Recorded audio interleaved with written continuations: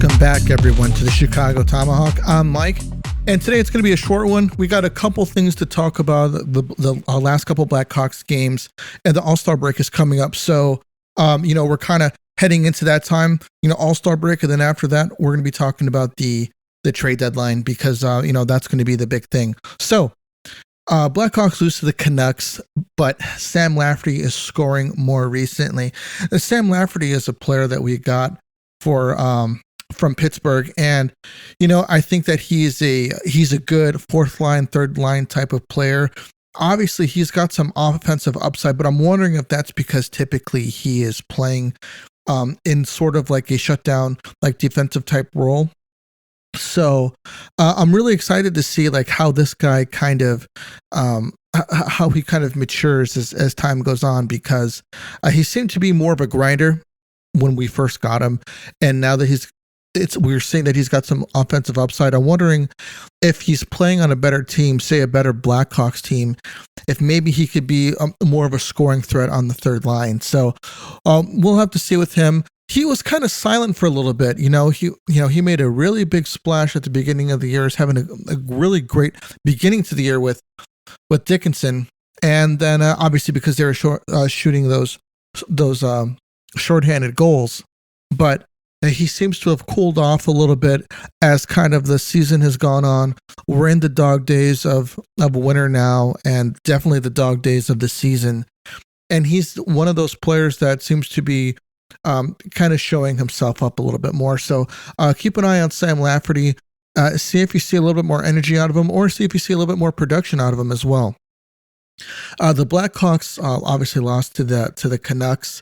It was pretty close going into the second, and then the Canucks kind of ran away with it. What seems to happen to the Hawks quite a bit, where they're playing, they're doing well, and then, the wheels kind of fall off.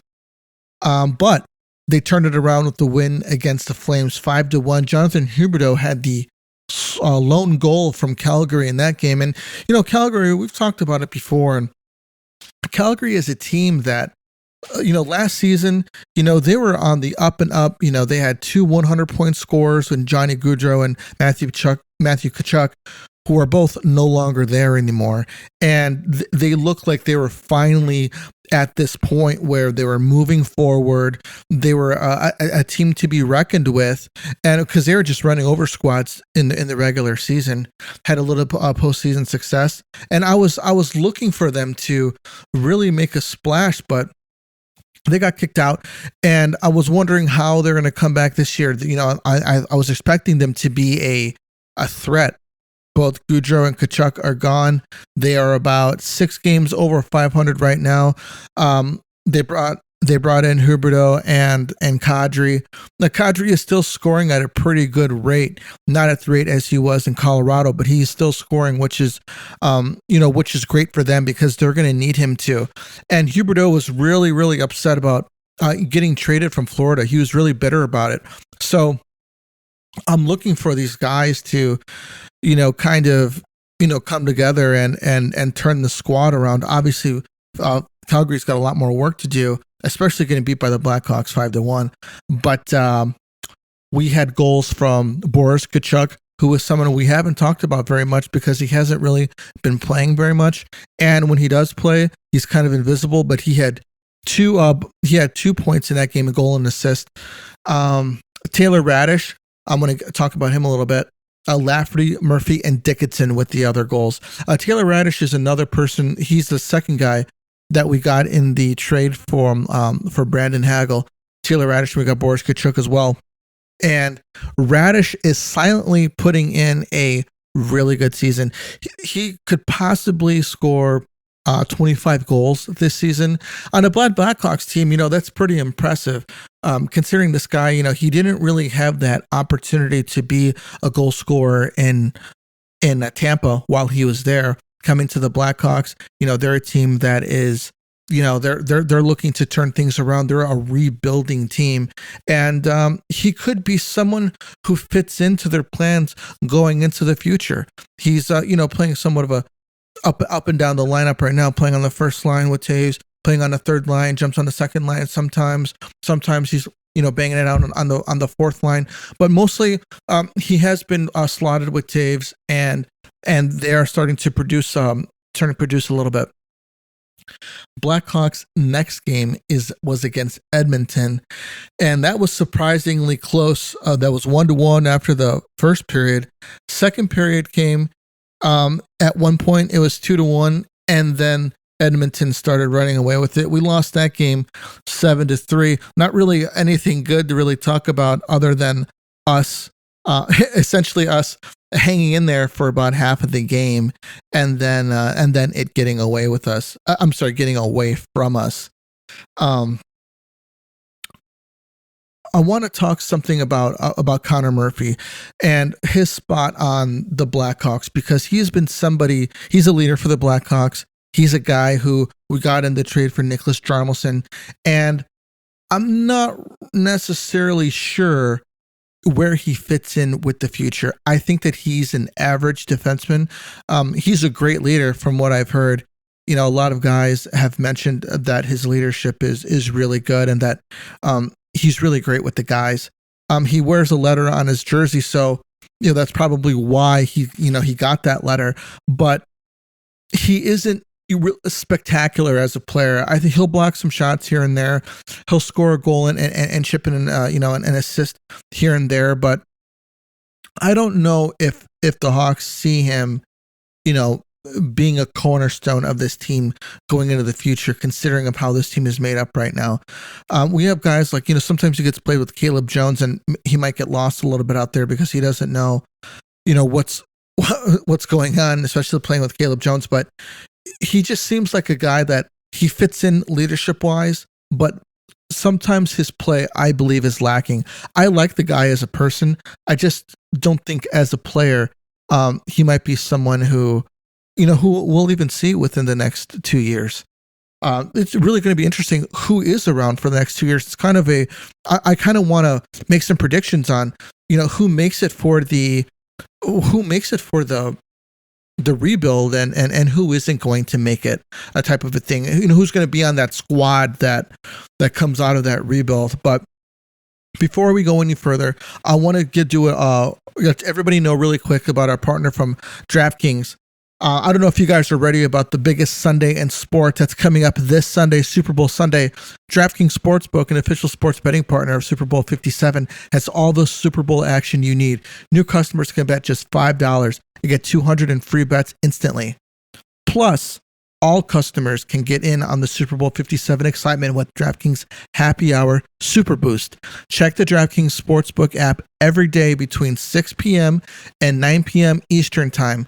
Adjust the time if you are on the Central or Pacific time frame, and look to see what prop bet will be boosted. Now, I don't have a dog in this Super Bowl. I'm not a fan of either the Chiefs or the Eagles, but I'm going to call the Chiefs that they're going to win this one, even with Patrick Mahomes hopping around on one leg. And he had 3 receivers out on this last game, and he still figured out a way to win the game. Pretty incredible. Travis Kelce's not 100%, but they still figured out a way to win.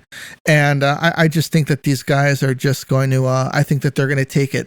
So my Super Bowl bet is the Kansas City Chiefs. Now, download the DraftKings Sportsbook app and use code SHYTOMAHAWK. New customers can bet $5 on Super Bowl 57 and get 200 in free bets instantly. Only at DraftKings Sportsbook with code SHYTOMAHAWK. Minimum age and eligibility restrictions apply. Void in Ohio. See show notes for details. Now, our buddies at Manscaped want to let you know that they want to wish you a Happy New Year. The ball has officially dropped, but that doesn't mean you have to drop the ball on your balls in 2023. Whether you had a New Year's kiss or not, the leaders in below-the-waist grooming have you covered with much-needed resolution of bringing sexy back. Join the 7 million men worldwide who trust Manscaped with our exclusive offer. Go to manscaped.com and use code Tomahawk20 for 20% off and free shipping. Let us have a toast for a new year and new you. Now, something that I love for Manscaped is their Buff Bundle. Comes with shampoo and a body wash and a scrubber. I hate traditional loofahs. They have this new silicone scrubber that's awesome.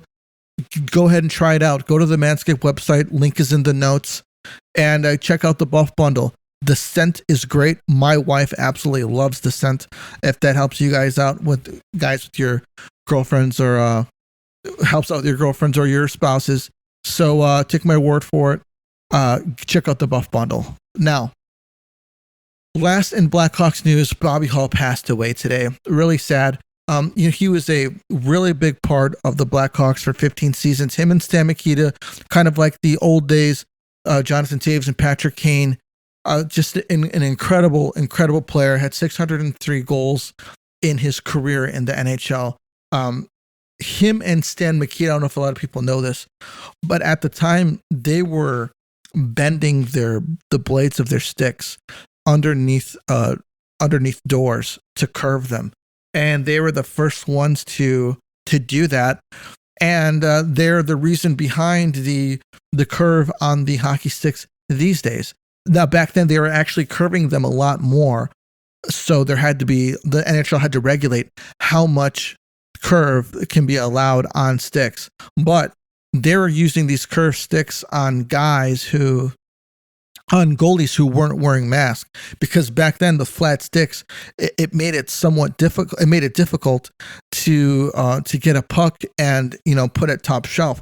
But since they curved these sticks, it made it a lot easier. So they had pucks flying up. Other guys started doing it, and there we are today, essentially with one of the biggest contributions that Bobby Hull gave to the NHL and to the game of hockey. So he will be missed. He was a Blackhawks ambassador up until this past season, and you would see him around the United Center, and he would be really happy and willing to sign autographs and be with fans, and he was a really good ambassador for the Blackhawks while he did it. So Godspeed to him, and rest in peace. On to some NHL news. Bo Horvat traded to the Islanders for Beauvillier, Atu Raddy, and a conditional first-round pick. Canucks retain 25%, and he's an unrestricted free agent. I wonder if he's going to stick around in the Islanders. Maybe, the Canucks, they did this deal because, Horvat, he obviously didn't want to stick around. He's also been a great player for them. He's going to be a great player for the Islanders. I'm curious to see how his production, how it goes with the Islanders, especially compared to the Canucks. Obviously, I don't think that with the squad that the Islanders have now, that Bo Horvat will want to stick around, because it's they're not going to be competing for a Stanley Cup within like the next few years. Obviously, the Canucks aren't competing for a Stanley Cup. I think he's looking to go to a team that is going to be competing and is going to be, looking to make a splash in the playoffs. So look for him in the offseason. He's an unrestricted free agent, and we'll see where he ends up. Tage Thompson has an upper body injury. Guy's been having a great year. He absolutely tore onto the scene. He's been a great player for the Buffalo Sabres. Definitely the future of that team. And, we'll have to see, what happens with his, with this injury. NHL Commissioner Gary Bettman was named the 2023 recipient of the Sports Business Journal Lifetime and Achievement Award in the publication's January 30th and February 5th issue. Now, a lot of people don't like Gary Bettman, but it has to be said that he has done well as a commissioner. He's raised revenue coming into the league, done well for the owners, and expanded the NHL, to his plan of having the NHL all along the United States, from the West Coast to the East Coast and down south. And he did a big job for the NHL. I'm curious what everybody thinks, because some people just love to hate him, but I think that he's done a good job as a commissioner as far as expanding the game and trying to bring it into areas where hockey really wasn't relevant. I think that the Arizona experiment has failed, but But other than that, I think that it's been a resounding success. The Panthers are a really great team. Having a team in Vegas, Vegas has been a contender, like a team making the playoffs every season. Since they became a team a few years ago, and the Kraken are playing very, very well this year. Their second year in the league, so expansion teams aren't kind of like the runovers that they used to be. And I think that with some of the policies that Gary Bettman has implemented, and I think that he's done a good job for the NHL. Moving on to the All-Star Game. Now the NHL All-Star Game is going to be coming up. I'm not really a big fan of the All-Star Game. I used to like to watch the All-Star Game as a kid. And it was fun. It was a great time. But it seems like the players used to play a little bit harder, say back in the day in the All-Star Game than they do now. So I've got the rosters here for you. In the Metropolitan Division, we've got Sidney Crosby, Johnny Gaudreau, Kevin Hayes, Jack Hughes, Brock Nelson, Alex Ovechkin, Artemi Panarin, Andrei Zvechchenko. Can't say this guy's name, from Carolina, Vechnikov, Adam Fox, Igor Shesterkin, and Eli Sorokin. Atlantic Division, we've got Alexander Barkov, Nikita Kucherov, Dylan Larkin, Mitchell Marner, David Pastrnak, Nick Suzuki, Tage Thompson, Brady and Matthew Tkachuk, Andrei Vasilevsky, and Linus Ullmark. Central Division, we've got Kirill Kaprizov, Clayton Keller, Nathan McKinnon, Mikko Rantanen, Jason Robertson, Vladimir Tarasenko, Seth Jones, Cale Makar, Josh Morrissey, Connor Hellenbuck, and Husi Saros. And for the Pacific Division, we've got Leon Draisaitl, Kevin Fiala, Bo Horvat, Nazem Kadri, Connor McDavid, Elias Peterson, Chandler Stevenson, Troy Terry, Erik Karlsson, Stuart Skinner, and Logan Thompson. I'm considering Bo Horvat has now been traded from Vancouver. I wonder if something is going to be done about the All-Star Game, considering he's on a new squad. I'll probably tweet about that and see how that plays out, considering he got traded right before the All-Star Game. So really, really interesting, guys. That's all that I got for you today. I'm going to see if I'm going to do another podcast after, the All-Star Game, because there really isn't going to be much to talk about. But we'll see what kind of NHL news there is. A lot of guys are going to be looking forward to the time off. I know some Chicago fans are upset that Kaner couldn't get in it, but I would think that Kane is pretty happy he didn't get in it, so he can get a week off and spend time with the family or what have you, and just get that time off. So, all right, guys, that's all I got for you tonight. Everybody take care, and I'll see you on the next one. This is the Tomahawk, and I'm out of here.